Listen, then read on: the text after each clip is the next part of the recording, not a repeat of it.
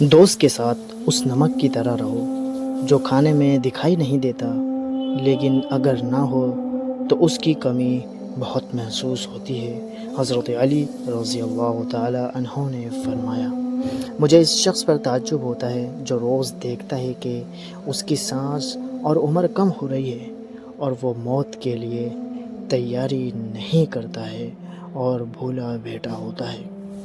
اچھا دوست ہاتھ اور آنکھ کی طرح ہوتا ہے، جب ہاتھ کو درد ہوتا ہے تو آنکھ روتی ہے، اور جب آنکھ روتی ہے تو ہاتھ آنسوؤں کو صاف کر دیتے ہیں۔ اچھا دوست ایسا ہوتا ہے۔ جاہل کے سامنے عقل کی بات مت کرو، پہلے وہ بحث کرے گا، پھر اپنی ہار دیکھ کر دشمن ہو جائے گا تمہارا۔ جب تمہارے دل میں کسی کے لیے نفرت پیدا ہونے لگے تو فوراً اس کی اچھائیاں یاد کرو، نفرت ختم ہو جائے گی، محبت پیدا ہو جائے گی تمہارے دل میں۔ خاموشی ایک عظیم نعمت ہے، خاص طور پہ اس وقت جب اختلاف زیادہ ہو، آوازیں بلند ہوں، علم کی کمی ہو اور دلیل کی کوئی اوقات نہ ہو۔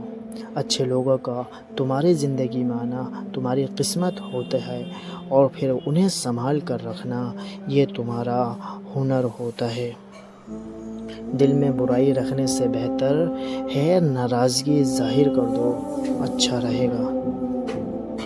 3 رشتے بے نقاب ہو جاتے ہیں، بڑھاپے میں اولاد، مصیبت میں دوست اور غربت میں بیوی۔ تمہارے منہ سے نکلی ایک گالی جو تمہاری قبر میں ایک ایسا بچھو پیدا کرتی ہے جس کے ایک مرتبہ کاٹنے سے انسان 70 ہاتھ زمین میں دھس جاتا ہے۔ انسانیت بہت بڑا خزانہ ہے، اسے لباس میں نہیں انسان میں تلاش کرو۔ Like and subscribe my channel. جزاک اللہ۔